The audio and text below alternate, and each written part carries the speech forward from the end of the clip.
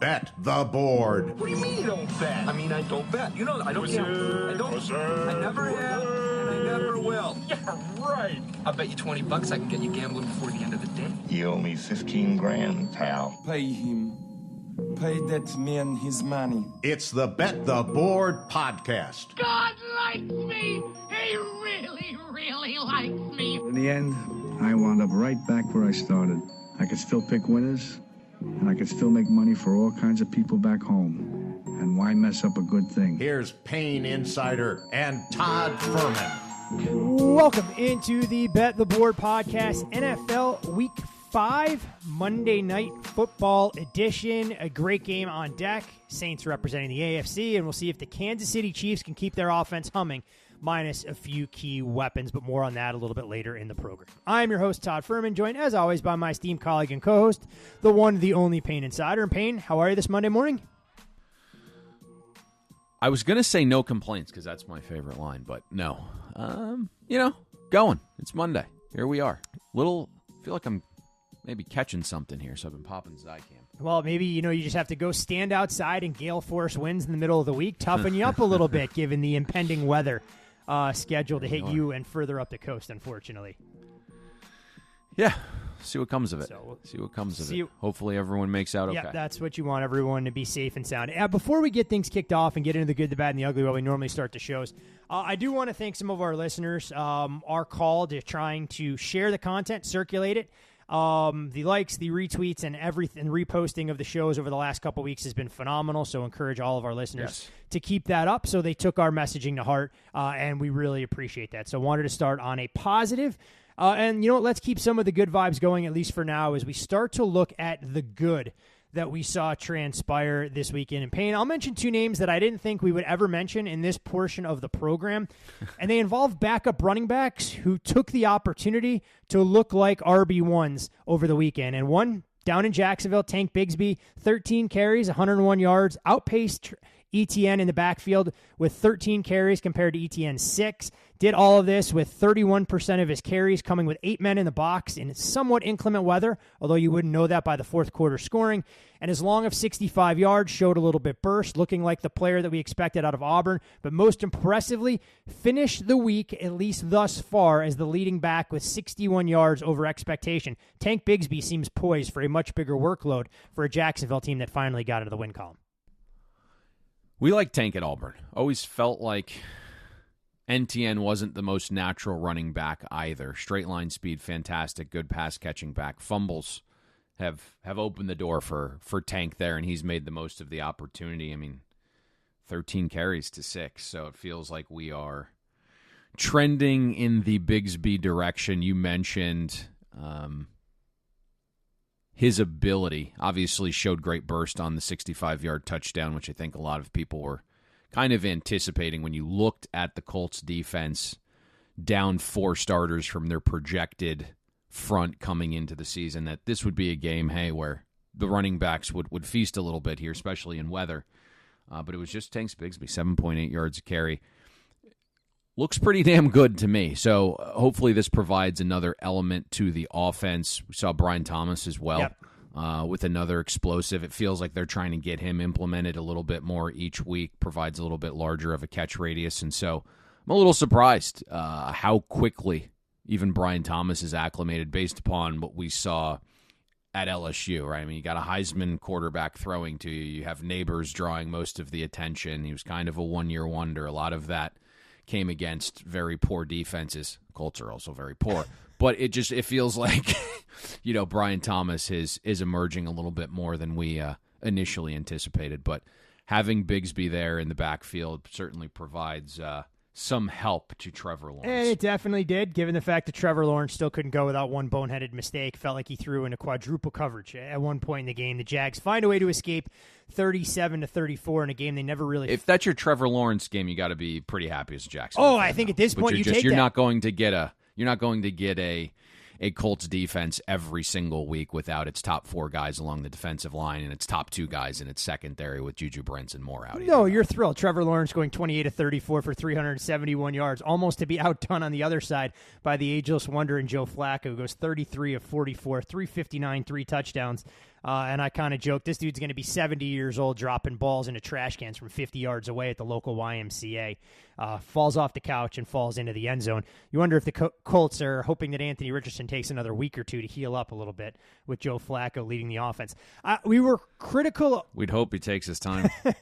we were critical of your Dolphins offense, and while it wasn't that much better from an underlying metric standpoint this week against the Patriots, the counting stats at least look better, and mainly because they got the ground game involved. Devin Achane leaves the game early with a concussion. You could tell that he was going to be a focal point of everything Miami wanted to do, but instead you get a pair of 80-yard rushers and Raheem Mostert who returned to action. Jalen Wright goes out there and flashed a little bit. You got Jonnu Smith involved, a player who I know you've called for to take on a bigger role given the athleticism he provides at the tight end position. But even Jalen Waddle and Tyreek Hill, yes, it was only 15 points on the scoreboard, but it was a hard-fought win, and the Dolphins' offense at least showed a semblance of an identity, even if Tyler Huntley's numbers were a little bit underwhelming in his second start. I think that was the big point, finding that identity. And we talked about the Dolphins offense a little bit in our Monday night preview against the Titans, and we just weren't quite sure how Snoop Huntley fit the system. If you were going to ask him to be a drop-back shotgun quarterback and throw with anticipation and timing, and you weren't going to change the offense, it was going to be difficult. The help here is Teron Armstead played. And so such a you could be a little bit. O-line. It is, right? But, I mean, this is just what he is at this age, where he's going to be in and out of the lineup game to game throughout a game. And so that helped. But, yes, the Dolphins were able to play a little bit of bully ball. Mostert and Wright found some success. And this was a relatively decent performance from the Dolphins offense, but it's still a group, right, that finished with a 38% success rate, which was 19 out of 26 offenses so far this week, 15th out of 26 offenses in EPA per play. Snoop had a QBR of 32, 50 is average. So if this is what good offensive performance looks like, it's going to be a long season for the Dolphins, especially now that they're a little bit more beaten up on the defensive side of the ball with Jalen Phillips being lost for the season. Hey, the silver lining for the Dolphins, Payne, despite a lackluster offensive performance more often than not, only one game back in the much maligned AFC East that we joked off air. We thought this could be one of the most competitive divisions in football. It may turn out to be the case, but it may only be because all these teams are fighting to get to 9 wins just to be a one-bid playoff division, given some of the ineptitude we've seen elsewhere.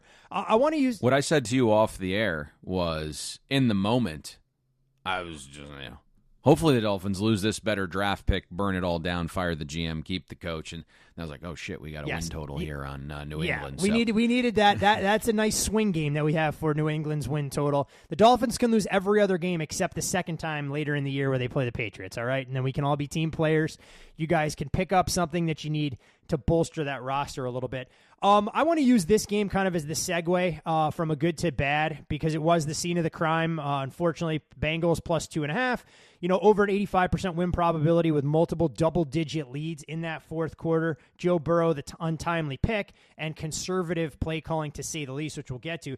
But the Bengals offense right now, and this note comes from Austin Gale, averaging 0.94 EPA per drive and roughly 3 points, Payne, per drive in actual points. It's the best metrics offensively for the Bengals as a franchise from weeks 1 to 5 since 2000. But what goes up must come down, and it has officially been a carnival ride, carousel, whatever you want to call it, because the Bengals defensively, they're allowing nearly 3 points per drive, the worst number for the franchises in weeks 1 to 5. So with the good comes the bad, and that was on full display for the Bengals, who just couldn't handle prosperity and get that thing across the finish line.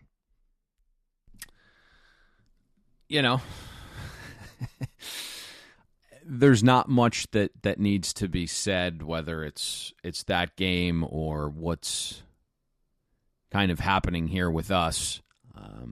It's been a 5-game sample size, just has not gone our way.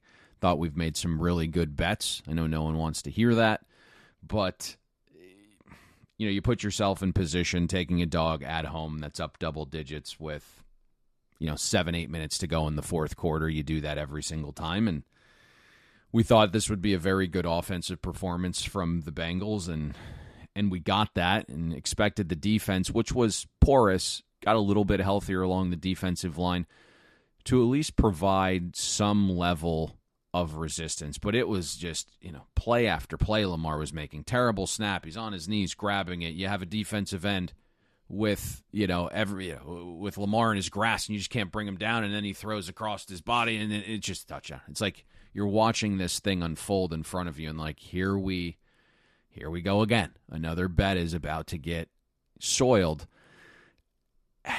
You lose the coin toss, and your first mindset is just pray you can hold to 3, and you catch a fortunate break there with the fumble, and I don't know what Zach Taylor was doing in that moment. You have Joe Burrow, you have Jamar Chase, you have T. Higgins. And the mindset is we're going to hand it off 3 times to a back we didn't believe was good enough to win the starting job and hope that our kicker can make a 55-yarder. It's just so conservative.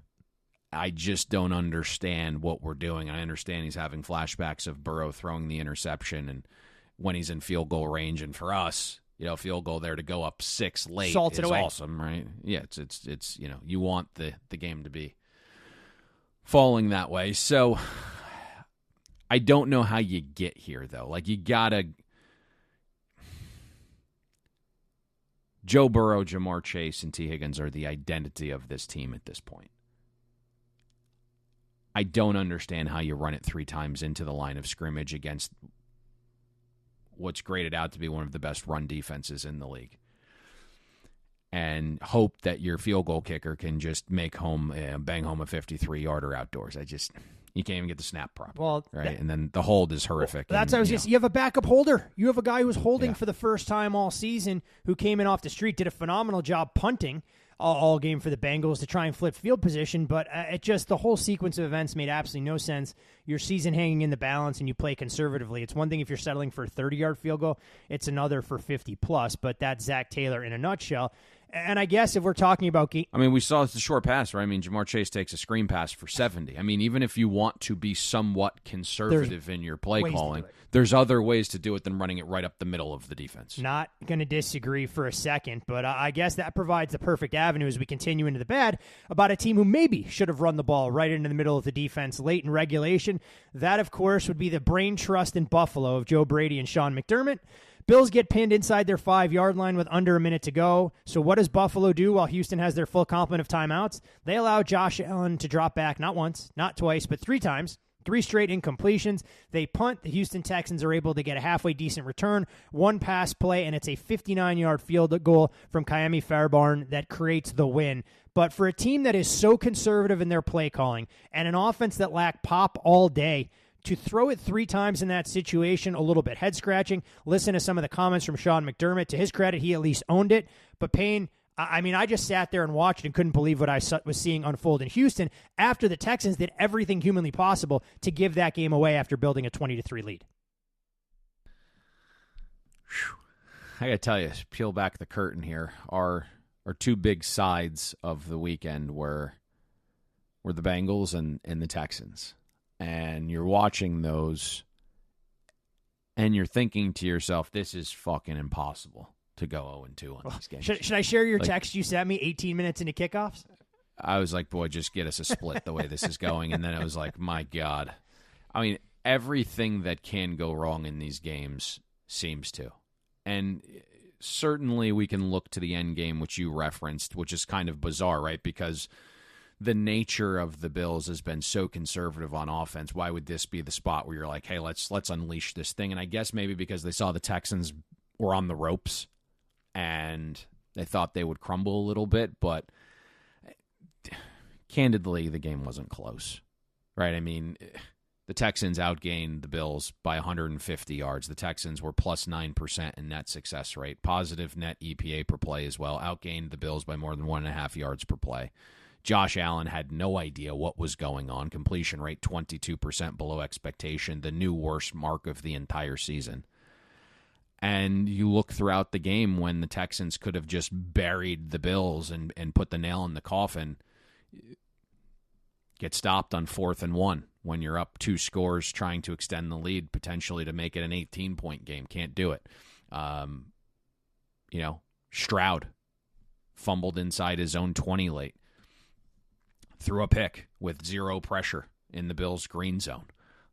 Before the half, Josh Allen plants a great pass into the chest of a Texans defender who drops it. And so I mean, this game, candidly, was not really close. I'm shocked we had to sweat it, but here we are. I know everyone will yell to the heavens about the end game, but within the game, it wasn't overly close. The Texans were the deserving right side. No, by the way, Nico Collins goes out after scoring a touchdown, so he's out for 3 quarters. So, I mean, this game was not overly competitive. And then you think about, the Bills on 4th and 5, a variance down. 4th and 5 at midfield is actually more favorable in the situation of the Texans, especially how the defense had played, especially with Shakir out and Keon Coleman catches a 5-yard ball and turns it into a 49-yard touchdown. So a lot of variance just picking up 4th and 5, turning 4th and 5 into an explosive touchdown. Other than that, I mean, there wasn't much here for the Bills, candidly. You mentioned Josh Allen and his poor performance. 9 for 30 by the counting stats, 131 yards. Talked about his 22% completion percentage over expectation. His 24.5 longest completed air distance was the worst mark in the entire league, but going into Sunday Night Football. I mean, just clearly this offense, we knew they were a little bit lean on weapons. No Khalil Shakir really changed the dynamic of the way Buffalo chose to attack. And thankfully, Josh Allen put that performance on the books amongst AFC East quarterbacks because I thought, by all intents and purposes, Aaron Rodgers was going to be the poster child for the worst passing performance in that division, given what we saw in London. Drops back to pass on a bum knee 54 times. Jets couldn't get the ground game going again. Rodgers, 3 interceptions. For the first time in his career, he throws 2 picks in the first quarter. 13% completion percentage, below expectations. Second worst of all quarterbacks this weekend. Intended air yards had him well below the league average. And this was a Jets team that still had a chance late in the game and just can't seem to get on the same page as Mike Williams with that interception to Stephon Gilmore, who was laying on his back to seal it up for the Vikings. What'd you make of this game? That Sam Darnold is going to be Sam Darnold to some extent, and the Vikings defense was able to at least confuse Aaron Rodgers, but this Jets ground game and this offensive line that I heard so much about all offseason being drastically improved as a top 5 unit by a lot of the services that are out there. Can we pump the brakes a little bit? Because Elijah Vera Tucker looked more like a turnstile than he did a capable offensive lineman out there. This is the interesting game, and I think it actually is the style of matchup that is causing a lot of discrepancy in the market. And, I'm kind of at an age now where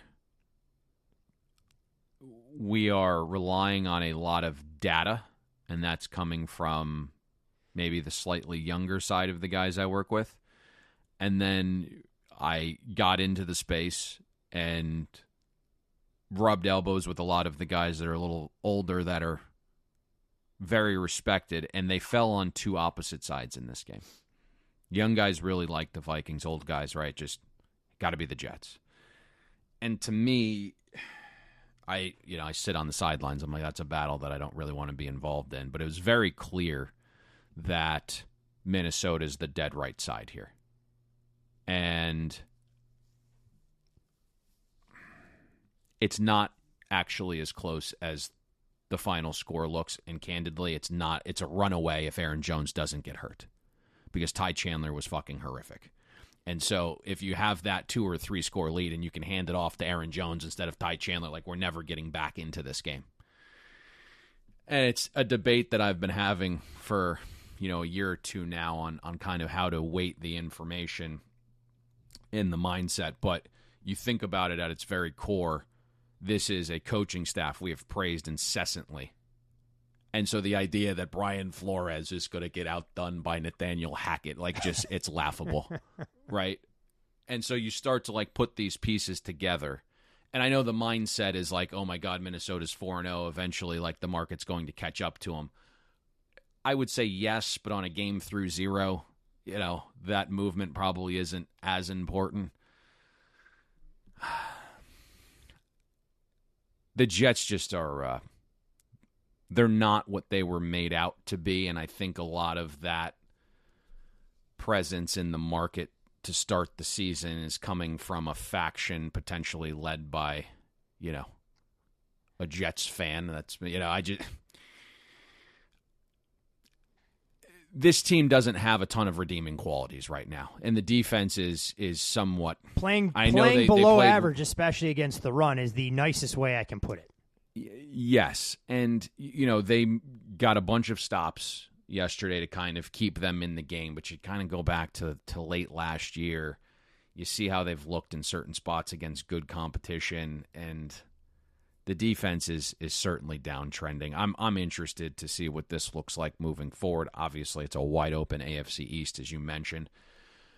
But I thought maybe talking about this game off the cuff, overarching, because as you brought it up, it kind of dawned on me and took me back to like the middle of last week when I'm having conversations with both factions on how they're looking at this game, and now I'm correlating it to the market discrepancies and different opinions that we've seen so abundantly happen here at this early sector of the season. And it's like, this is why this is happening now. And I mean, look, I kind of joked with you. I said when I was looking at some of my teaser options this week, never got there with the Jets and said that was going to make the most sense.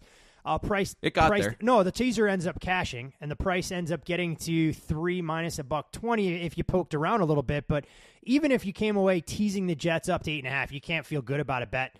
Despite the scoreline that says 23-17, you look at the counting stats. Anyone who watched that game, the fact the Vikings weren't able to land the knockout punch, to your point, had a lot to do with Aaron Jones not being available, and the Vikings had to adjust on the fly. Jets did make some stops defensively, but for the most part, the Vikings were the dead right side, even on a scoreboard that showed 23-17 final, and yardage that was basically even in all facets of the game. And we'll get to another old school versus new school faction game that we saw a lot of line movement on Sunday when we transitioned to the ugly. But there was one other that I wanted to talk about in the bad. And Payne, I can't figure this team out because the 49ers right now are starting to take on some of that Ravens DNA. Double-digit leads, not once but twice, against divisional opponents in the first 5 weeks, and the 49ers can't close it out. They don't punt once in the second half, but they don't score against that vaunted Arizona Cardinals defense with 4 drives at 2 end interception, 1 short on downs, 1 fumble, and it just seems like the 49ers are operating in quicksand, blowing a 23-10 lead at the half,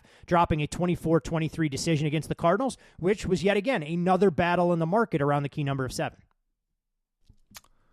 There was, and I'll be honest, as you're like watching that game, you're like, this isn't really competitive. Not at all. 2 or 3 quarters. Not at all the first half, because we had talked about potentially getting on Arizona plus 7.5. There's a better number at half, and I'm going, you know what? I've seen enough of the first 30 minutes. I want no part of Arizona adjusted plus 13.5 for the game.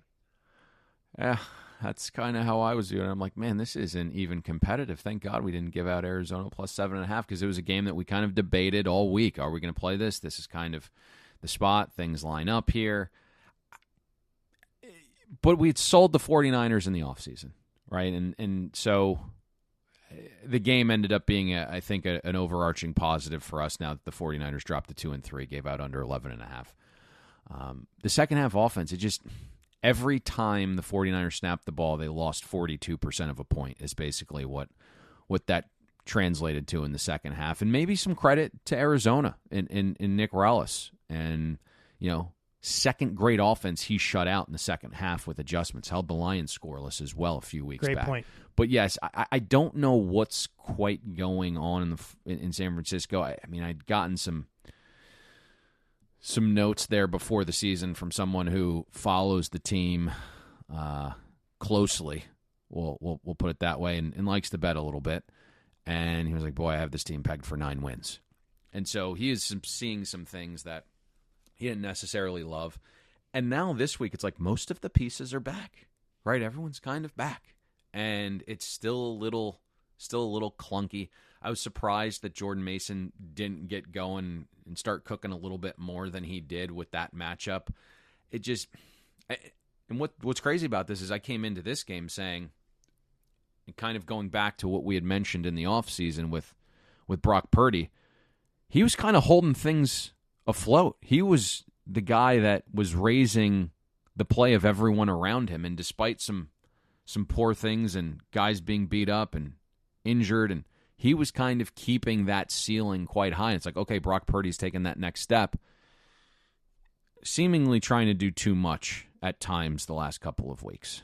Hey, one thing I will say about Jordan Mason that never sits well with an offensive-minded head coach, ball security, and I think that's going to be a problem that you wonder. I mean, it's not like the 49ers have many other options in the backfield while CMC continues to rehab that Achilles and figure out when he could get inserted into the fold. But clearly that has been a problem for this 49ers offense as well. We talked a little bit about a battle in the market, and I think this provides a logical point to jump from bad to ugly. And Payne, we have to mention the Cleveland Browns. I know we sound like a broken record when we're discussing this team and everything that ails them, but the Browns took substantial money early in the week. We thought the Commanders were overvalued, at least the market did, from 3.5 down to 3, and that number trended towards a soft 3. But Cleveland just can't do the little things. They were slightly healthier along the offensive line. They get David Njoku back, so you think that's going to help weapon-wise. It's a defense that you talked about on the AFC North preview that said there was some regression coming, and we saw a little bit of that against the Houston Texans in the playoff game, but good Lord. I mean, Kevin Stefanski can't even get the play calls in right. They want to go for it in a situation down 24-3. They kick a field goal. 212 total yards of offense against the Washington Commanders defense that hadn't stopped anybody, although I guess they did hold the Arizona Cardinals in check the week before. 3.6 yards per play. Stefanski wastes no time after the game because I know everyone was really concerned that he was going to bench Deshaun Watson, saying that he's our starting quarterback.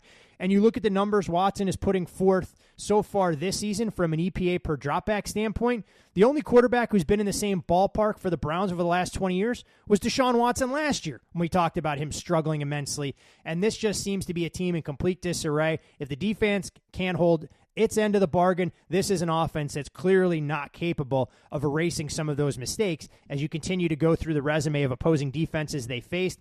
Couldn't move the ball against the Giants, couldn't move the ball against the Jags, couldn't move the ball against the Commanders, and I ain't sure it's going to get much better anytime soon. Yeah, feels like we're beating a dead horse here, but Deshaun Watson was... Oh, this is the last time I'm talking about the Browns again. and the bad and the ugly. If they do something well, we can talk about them in the good, but I'm not coming back to them after week 5 again because I think this is the baseline that we're seeing.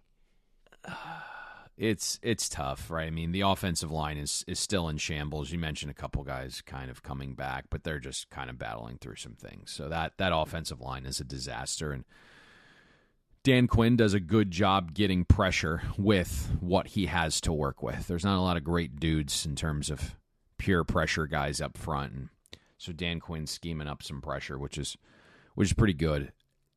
The receiver group, the running backs, I think this is kind of done, and that's what I was hinting at before the season, and somehow I don't have an under ticket here, is it just feels, despite what some Browns fans will tell you, Deshaun Watson isn't the leader of this locker room. A lot of the guys don't believe in him anymore. And this is kind of what you're seeing here unfold. Maybe the better discussion here, overarching, is going back to the market. Yep, that's fair. Talking about 3.5, we mentioned it on Monday. I said it's very difficult to get to the number 3.5. I would expect some factions to say, hey, it's fine taking the Commanders as a dog. Now we're asking them to win by margin. That's going to concern us a little bit. And I think 5 minutes later, we saw a group wipe out the Browns plus 3.5, and we were down to 3. Once we got to like 2.75, though, where you were going with this is the numbers guys stepped in, the guys who aren't focusing a ton on priors and just looking at the data points so far this season. It's screaming Washington. And so that's why you see a little bit more of a battle. It kind of gets back to 3 flat some places before close. And then maybe the archaic mindset is like one of these teams in Washington is flying high, right? That coaching staff, we mentioned it. There's adults in the room now. It's built confidence within that locker room. And it's the complete opposite mindset of the other locker room. And so you get these two different styles. And it's kind of like that first domino. Once Washington kind of pushed it down, you could see their confidence grow, and the Browns just kind of dwindled and crumbled a little bit. So another little bit of a battle there in the marketplace, and the new school guys come out on top. Makes a ton of sense, and I think it's the perfect way to put a bow on some of the good, the bad, and the ugly that we highlighted for NFL Week 5. And you can follow Payne on social media at Payne Insider. I'm Todd Fuhrman. You can follow me there. Most importantly, for all things Bet the Board related, be sure to follow the podcast at Bet the Board Pod. And if you haven't subscribed to the Bet the Board podcast newsletter, please encourage you to do so. Yet another best bet prop gets home safely from the newsletter. So perfect counterbalance to some of the sides and totals that we've had go against us from a late game variance standpoint. The props have been the exact opposite, getting some good fortune and some perfect reads to get us where we need to be. As we go into the look ahead lines, Payne, and we can gun through these pretty quickly before we get into the Monday Night Football breakdown. A minor move for the London game through the 0. I know we'll preview it a little bit more. That's a 15-yard misconduct penalty right there. You and Slayton yesterday with the old guns. Well, Slayton's mistake didn't cost him nearly the same way. So, I mean, that's the nature of the beast. Bears and Jacksonville. Bears from a +1 now out to -2 for Jacksonville's annual back-to-back performances across the sea in London. Yeah, I mean, I think there's some positive things happening for Chicago's offense and starting to get roles a little bit more clearly defined. If Jacksonville elects to play their man coverage, it looks like, Caleb and DJ Moore are on a little bit better of a wavelength. And so, yeah, we've seen a little bit of a move on Chicago and a touch to the over so far between Sunday night and Monday morning. And what could have been a beautiful spot to try and back the favorite potentially goes out the window, as the Ravens were a 7-point favorite playing host to the White Hot Commanders. That number is now down to 6.5, even 6 at some prominent shops. We know the history of teams laying points fresh off an overtime win. Interesting game, and one that I think will make our big game breakdowns for Thursday, but clearly coming off of the key as the Commanders continue to show value for folks valuing their results so far this season, and rightfully so. Definitely a game that we will talk about Thursday, not just because of the big game nature to this, but are you familiar with this game? Quite the rivalry that no one on the surface maybe would realize. Battle of the Beltway, so to speak, taking place there, and dug into Washington's schedule. This is a team, Payne, in the Commanders, while they're playing a road game this week, they don't have to travel more than 250 miles for a game until December 15th. So, interesting. This game usually transpires in the preseason, and both teams in the preseason actually want to win it because you talk to some of the players like, hey, we see each other out at the nightclubs, and it becomes shit talking for a year. So this actually is a little bit of a rivalry game that a lot of people maybe in other areas not close to the East Coast maybe know about. But to your point, not only were we hoping for Baltimore to stub their toe yesterday for the sake of our bankroll, this was going to set up quite nice. And had Baltimore lost, I think we were coming shorter than 6. So that would have been a very favorable Monday game that we would have went on. So unfortunate there. We have seen a little bit of over money in the market this morning at 51, which is a key. I don't know how much higher we get just based upon what we've seen transpire in the market. There's been a clear stopping point here. We haven't really seen anything get to the mid-50s. So maybe a potential there if it were to have a differing view from another group that maybe it gets back down to 51 and might be worth something there. Falcons, rightfully so, jumping up from a 3.5-point favorite on the road against Carolina, now out to 5.5. The Falcons feel like they played an eternity ago, racking up yard after yard after yard, but needing overtime to dispatch the Tampa Bay Buccaneers to the tune of 36-30.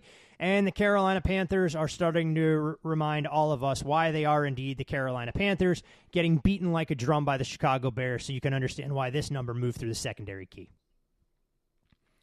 Yeah, Atlanta obviously has the big win on Thursday night, and it might appear on the surface as being a little bit fortunate. But I will say if you looked at like the adjusted game score, Atlanta was a 4-point winner against the Buccaneers. So it was a true performance. Have the extra time. Hopefully a couple guys get a little bit healthier there for Atlanta. They've been battling some injuries. And you mentioned Carolina kind of coming back down to earth. But they do have a pretty good unit there along the offensive line. We'll see what Andy Dalton has here. If Atlanta's going to go zone, it's a little bit easier of a matchup, I think, this week for Andy Dalton potentially on that side. But yeah, coming back to earth a little bit. So the move doesn't surprise me. I think at this point when we're sitting here Monday morning talking about, hey, Atlanta going from 3 to I mean, we just see some 6 in the market now. The real conversation becomes, as the week moves forward and the limits start to rise, what's the number that we see some Carolina buyback? And I think that's probably the real conversation at this point. For sure, and one thing to keep in mind with Carolina, it was a defense that struggled against the run, ain't getting any better, or at least it hasn't shown signs of improvement, dealing with a rash of injuries, maybe not to some of the household names out there, but when you're projected starting 11 down a number of key cogs, those cluster injuries do start to add up pretty quickly. And a game... Linebacker was an issue this week. And Jadeveon Clowney, I don't even know if he finished the game either for the Panthers. I know he went down at one point. Didn't watch that game that closely of all the games in the early slate once it got to be a lopsided score margin. The last game didn't originally have marked down because we didn't have major movement on or through a key, but as we sit here and record on Monday morning, we have moved to a key, and we talked about both of these teams a little bit earlier in the show. Buffalo was a 1.5-point favorite on the look-ahead number, now out to a full field goal at the majority of shops. We will, of course, break this game down in greater detail a week from today. Aaron Rodgers, a ankle sprain that they don't believe will hold him out of the game. And look, a Bills team that's still taking money despite a current form that suggests this team may have some issues they have to work through, even if health is going to be a little bit better on both sides of the ball for the Bills a week from today. Both teams have issues here. There's no doubt about that. Now, I think to your point here is Aaron Rodgers on the injury report again was limping around. We knew there was some knee swelling that was going on last week. T-square time, baby, T-square. And now, I'm not saying that, but now, we have the ankle injury. I would expect some of the pieces that Buffalo was missing against Houston to be back. And so I think guys are just getting out in front of it. Now, at this number, I'm sure it's going to create some battles, right? I mean, I don't know how high we get, but I would fully expect there to be some positive sentiments for the Jets. It doesn't feel like you would need to go now, but to me, I think there's probably another battle in this game. Let me just tell you, I can imagine all week long in the Buffalo film room, Sean McDermott and Joe Brady have to be thrilled because they may try and run the ball 92% of the time against this Jets defensive front and never look to throw a forward pass. That's the matchup. Yeah. I thought what was interesting, though, and Josh Allen's... Oof. I don't know how he got back into that game. Oh, that's putting it mildly. Because he was clearly out. Last I checked, they claim it was an ankle injury, but I've never taken smelling salts for an ankle injury in my entire adult life. He seemed to walk off pretty well too there for an ankle injury. So my guess is because, and we talked about this a little bit off air, because it's Monday night, that he won't be in the concussion protocol. But I said to myself, I'm like, in the moment. Might not be a thing, but my guess is when he wakes up Monday morning, we might see him. Josh Allen is him. That was really bad podcasting. We might see Josh Allen. What? No. What's going on? Is it happening? No. All I was going to say is watching that game, since that was one of our bigger positions, as you mentioned earlier in the show, watch that game intently. Josh Allen walking towards the blue tent. C.J. Stroud fumbles the football, and suddenly Josh Allen ain't in that blue tent anymore, running out there to grab his helmet before Mitchell Trubisky can get snapped. So... Let's just leave it at that in a situation to continue to monitor as this number leaks towards a full field goal. But all right, into the final game of Week 5, and that, of course, we'll see unfold in Kansas City, Missouri tonight, where it is the Chiefs, a 5-point favorite, playing host to the New Orleans Saints. Plenty of 5.5s out in the market as well. Total more or less 43 painted across the board. There are a couple of 43.5s. When we look at the Saints so far this year, they're one of two teams with a lead in the final 2 minutes of regulation in every game so far this year, along with the Minnesota Vikings. The only difference being the Vikings are still undefeated. The Saints not as fortunate. When we look at New Orleans, the offense has hit a little bit of a skid over the last couple of weeks. 0-2 with 18 points per game in the past 2 games compared to going 2-0 with nearly 45-plus points per game in their first 2 games of the season. This is a franchise has now lost 5 straight one-score games. On the flip side, we know Kansas City is the master of winning tight contests. Winners of 7 straight by 1 score, tied for the longest streak in NFL history, including playoffs. 3rd team in NFL history as well to start 4-0 with a 7-plus point comeback each game. So Kansas City not making it easy on themselves, but finding ways to go out there and win games. And Payne, when we look at New Orleans, This is a group that was stout along the offensive line early on in the season, impressed all of us, but a little bit banged up in that particular department. You're talking about players like Cesar Ruiz out, Shane Lemieux. List goes on and on. Eric McCoy lost for the season. Taysom Hill out with some broken ribs. Defense a little bit banged up. But when you dig into a game like this, we know Derek Carr has a high level of familiarity going into Kansas City and playing in this environment. But on the flip side, Steve Spagnuolo, plenty of experience knowing where Derek Carr is at his best and where Derek Carr can struggle. So a fascinating chess match when we look at the Saints offense with Clint Kubiak calling the shots against Steve Spagnuolo and a Chiefs defense, which will have to do a little bit more knowing how potentially limited Kansas City is on the offensive side, given the injuries we'll get to there in a moment. I'm revisiting where we just left, and I think you saved me from something, but I'm not quite sure what it was. I'm a little foggy, a little under the weather, but I appreciate that. I'll figure out what you saved me from there in that Bills-Jets discussion. In terms of this matchup, it all starts up front for the Saints. Right? I mean, their offense, you look at the data points, just has not been the same as the injuries are piling up front. And you go through this, and you have a rookie left tackle in Fawaga, right? He's going to play. But if you just follow this, he hasn't recorded a full practice this week, so he's battling through knee and back issues. Lucas Patrick started at left guard against Atlanta. He's got a questionable label tonight. Did not practice Friday or Saturday with a groin injury. You have your starting center, Eric McCoy, who's on IR, the Saints' backup with Shane Lemieux. He is out tonight with an ankle injury. You have your starting right guard, Cesar Ruiz, ruled out tonight. Your right tackle, Trevor Penning, has played below replacement level through 4 games. So there is some real concern up front for the Saints offensive line. I think you were hinting at this, but we've talked countless times throughout his career, and especially this season. Derek Carr, extremely sensitive to pressure. The production has fallen off a cliff as the offensive line trends downwards. If you just look at the last 2 games in terms of pressure, Carr's completing 41% of his passes for 3.2 an attempt when he's heated up. And the Chiefs are 6th in pressure rate. Spags has some extra time. He dials up exotic blitzes. He likes to play some 5-man fronts. So it's certainly a difficult task for the Saints offensive line tonight. The Chiefs also play a very high rate of man coverage, top 10 rate in the NFL. Carr has been substantially better against zone compared to man this season. Also a pretty big step up in class for the Saints. If you look on average, New Orleans faced the 24th ranked defense.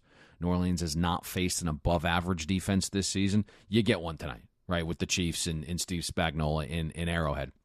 I think the other injury worth discussing here, and we've had some interesting viewpoints on Taysom Hill over time, and obviously we don't think he's worth the money that New Orleans has paid him, but the one thing Taysom Hill has done this season, he's helped in pass pro. He's grading out the Saints' second-best pass protector. I know the sample size isn't large. But we talked a little bit this offseason as well about Taysom Hill and the shift that happened in the Saints' red zone in 2023. There was a massive problem the first 7 weeks last season for the Saints offense in the red zone. 37% of drives that reached that area ended in touchdowns the first 7 weeks. From week 8 onward, that number increased to 64%. Taysom Hill's usage doubled over that stretch, the final, 8-week, week 8 and onward, relative to the first 7 weeks. He's out tonight. Nick Bolton, Michael Dana, Derek Nandi, the 3 Chiefs defenders that were on the injury report, all look ready to roll. And so you just start to go piece by piece here, Todd. Injuries, pressure, Chris Jones going up against backup interior lineman, a third-string interior lineman at one position, man coverage. Chiefs doing a great job removing wide receiver ones from the picture this season. Stopping the run better than they have in virtually any season in the Spags era. Spags with extra time. Arrowhead at night. And it just seems to be an uphill battle for the Saints offense here. And look, I mean, this is a Saints offense who's figured things out. Alvin Kamara, give him credit. Looks like he's gone through the fountain of youth. I mean, leads or co-leads the NFL in touches. With 97 coming into the week, scrimmage yards 536, and continues to perform at a high level, something that we thought might be an issue for a running back that last year was dealing with a rash of injuries and never showed some of that burst. He's battling some things right now, too. Well, that's what I was going to say. He was nicked up last week and touch and go for that particular performance. So on one side, you have a Saints offense that could struggle to move the ball against a healthier Chiefs defense. On the other side, for the Kansas City Chiefs, it's a question of who can be the next man up for Patrick Mahomes. We look at Travis Kelce. He's gone 10 straight games without a receiving touchdown, the longest streak of his career, but did have his best game of the season last week against the Chargers. Now, that comes with the caveat that, look, the Chargers may or may not have schemed to take Rashee Rice out of the mix, didn't have a game plan to adjust, and now the Saints will have 2 weeks with a healthier Demario Davis back in the mix.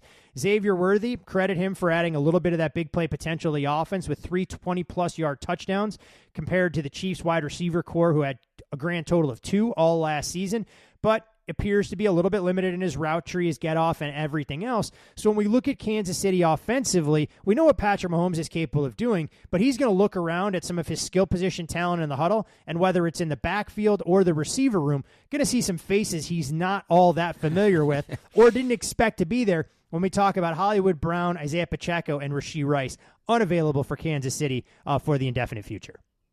I mean, the offense we envision for the Chiefs with those 3 guys you mentioned, right? Hollywood Brown, Rashee Rice, Pacheco, and then add Xavier Worthy into that. It was like, hey, this is going to be an explosive offense.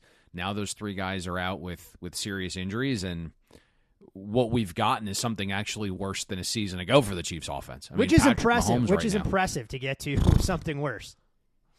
Intended air yards. 5.1, the lowest among any qualifying quarterback in the NFL. Mahomes leads the league in pass attempts at or behind the line of scrimmage. 36% of Mahomes' throws are at or behind the line of scrimmage. It's just absolutely nuts. And then, you have this Dennis Allen-led Saints defense, number 2 in schedule-adjusted efficiency through 4 weeks. So this is a very, very tough matchup here for the Chiefs as well. I just look at the personnel, kind of hints at where they're potentially going here, and then the move on Friday with the Chiefs elevating tight end Jody Fortson to the active roster. It would signal to me, at least, I would expect heavier sets for Andy Reid tonight. Kansas City has been willing to run the ball more than usual this season. Through 4 games, the Chiefs' pass rate over expectation is less than 1%. It approached 7% a season ago. So certainly a little bit more run-heavy. Kareem Hunt looked decent last week. So I would expect some run game here. Now, the Saints have been top 5 in the NFL this year, defending runs from heavy sets. They're actually bottom 10 in the NFL, defending passes from heavier sets. So I think that's something to look at here. I'm interested to see, if you just kind of look at the design of this offense or what the design of the offense could be in this spot, you just wonder if Dennis Allen comes up with something to combat the potential path for the Chiefs throwing 2 tight ends, throwing a little bit more over the middle of the field. Because the Saints have been great defending outside receivers, but I would fully expect, and you should fully anticipate as a defensive coordinator of a team making millions of dollars, that, Kelce's going to be more involved tonight. His target share soared with Rice off the field against the Chargers. Kelce's been substantially better against man coverage. The Saints live in man coverage. So I'm just interested to see what that looks like. Tyrann Mathieu, big game for him. That's probably someone who's going to be tasked with handling some of these tight ends. Certainly, he's had this one circled. I know Veach and Tyrann have a great relationship still to this day, but Matthew's been chomping at the bit for this matchup tonight, and so he'll have a big role in potentially shutting down some of these tight ends over the middle of the field. Justin Watson ran more routes with Rice down. Noah Gray could see a little extra burn. Maybe Jared Wiley gets off the milk carton. But I would just expect a lot of tight ends, some things over the middle of the field tonight for the Chiefs offense. I think a really bad game plan for the Chiefs here tonight, Todd, would just be like seeing if your tier 2 and 3 pass catchers can consistently win on the outside against the Saints secondary. That's 3rd in schedule-adjusted pass defense. That just wouldn't make much sense to me. Which we've seen from the Chiefs on some level as they continue to tinker and experiment with the season-long endeavor for this team, going, you know what? We're going to see if we can beat you not with one hand tied behind our back, but with both. And that way, when we get to November and December, we'll actually show you our real playbook and what that looks like. It kind of feels like what they've dealt with, and Patrick Mahomes certainly not playing at his peak. They've exceeded some expectations so far earlier in the season, being 4-0, and again, a little bit of a battle here in the marketplace. It's 6.5, 6. We've seen some New Orleans money. It got as low as 4.5. We saw a buyback there, and so we're kind of here in no man's land at 5.5. So some differing viewpoints on this one as well for Monday night, but feels like defenses are going to win the day here. Yeah, it's interesting when you look at the Kansas City Chiefs and the opponents that they face so far this season. Yes, they are 4-0, but they've done it with offensive numbers that don't wow you when we consider what Cincinnati has been defensively, what the Falcons have become defensively, and the Chargers still remain an absolute enigma, to say the least. And we'll get a better indication of where they're at when they have a key divisional showdown against the Denver Broncos this coming weekend. But we're not done. Baltimore defense down a touch as well. Yes, Baltimore defense. To credit the Chiefs, they went into that game actually healthy, something that they haven't had over the last couple of weeks, and we'll see how they continue to grow and evolve, knowing that they play this game on Monday night, then they get extended rest before they'll take on the 49ers in 2 weeks out there in Santa Clara. But we're not done with our Monday Night Football breakdowns. To join us and share his perspective on the best bet that you can make in the prop market is our in-house handicapper, Billy, with all things Derek Carr. Good morning, Bet the Board listeners. We have another Monday Night Football prop here for you today. New Orleans takes on Kansas City, and I'm going to get right into it. Going to be a little more concise today. We have Derek Carr over 208.5 pass yards. This is going to be good at 212.5, widely available everywhere. Let's start with the script. New Orleans is a 5.5-point underdog on the road against Kansas City. So this is setting up to be a spot where we could see New Orleans trailing late in this one, which is going to obviously lead to a more pass-friendly game script on that side. No Taysom Hill tonight, which limits any chance he could steal quarterback snaps away from Carr. It also limits scenarios where New Orleans would use Hill in the run game, or he's lining up under center, where he could line up in shotgun on these short yardage situations. We could see maybe some more screens or quick passes as an alternative to that. Derek Carr, he's averaged 242 pass yards per game against the Chiefs over his career. He's extremely familiar with the Spagnuolo defense, one that we've seen struggle a little bit more on the back end this year than years previous. Baltimore, Cincinnati, and Atlanta all had success through the air. I'm not sold on a couple pieces in this Chiefs secondary. This number is pretty suppressed for a quarterback who's third in adjusted EPA per play, and likely again to be in a script where he's trailing. He is an explosive running back through the air in Alvin Kamara. Rashid Shaheed can take the top off of a defense. We've seen his over receiving yards take some very sharp money. And obviously Chris Olave is a stud. Carr is 5th this year in completion percentage over expectation versus blitz and 9th under pressure. Overall, I'm a pretty big fan of Clint Kubiak, his high rate of play action and motion pre-snap. So we're going to go with Derek Carr over 208.5 pass yards. This is good to 212.5. Best of luck tonight, guys. Familiarity breeds contempt, Payne, and apparently for our man Billy, it means a pass-heavy game script for Derek Carr. You can understand with Kansas City as a short favorite if the Saints are playing from behind and they're unable to run the ball behind a banged-up Alvin Kamara. It'd be interesting to see how he navigates through a familiar defensive scheme that he's encountered one too many times as a member of the Raiders and found his ability to put up some numbers, largely chasing multiple score deficits compared to tonight, where we could see it played within a one-score window. Dink and dunk his way to the number. Certainly makes sense to get the ball out of his hands quickly this evening. That is the key to success behind a banged-up offensive line and a Chiefs team that's going to want to try and create pressure with Chris Jones living in Derek Carr's backfield. All right, my friend, Monday officially in the books. Wasn't sure if there was anything else you'd like to share with our loyal listeners before we reconvene on Thursday to talk a little NFL with a massive matchup in the NFC West. And a slate that has some sneaky good games, but some others that I wouldn't describe as must-see TV by any stretch of the imagination. It looks like a little decent board. Thursday night's going to be fun. Two teams that desperately need a W in the NFC West. A little teaser for Washington, Baltimore. Not in the betting variety, but we provided a teaser for that game. And then, Sunday Night Football. Ugh. We'll figure that out.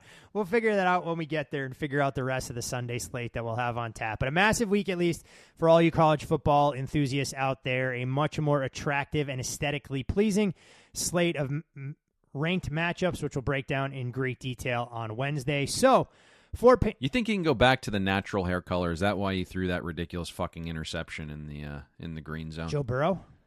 I thought you were taking a shot at. I thought you were taking a shot at Jason Garrett with orange hair color. No. Hey, why do I see Jason Garrett? Jason Garrett's not on my radar. Look, Joe Burrow made one mistake. Unfortunately, sorry to break the news to you. Unfortunately, it came at an ill-timed juncture of the game. But I mean, other than that, he was phenomenal.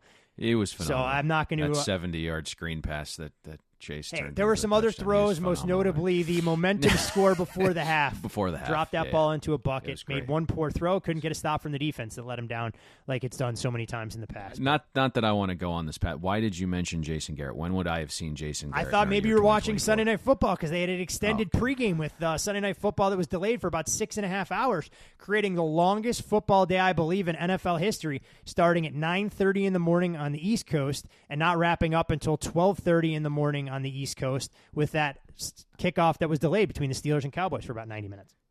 Usually we'll have our little finished running of numbers meeting at halftime of Sunday Night Football, but it got pushed back. So the meeting took place in the first half, and then I was counting sheep by a little bit after halftime. I didn't even watch that game, so I'll watch it on the condensed replay here. Well, you had that in common with the Steelers offense.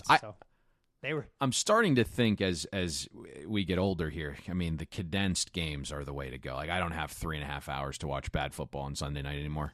Just catch the thing on, a 35-minute replay Monday morning. That's what happens when you live on the East Coast. 10 o'clock gets there a lot sooner. For us out here out west, starts at 5:15. So it allows for a little bit of a window there. But between the college football team that my better half roots for on Saturday and the way her team looked on Sunday night, it was not a pleasant weekend of football in this fine household. Let's put it that way.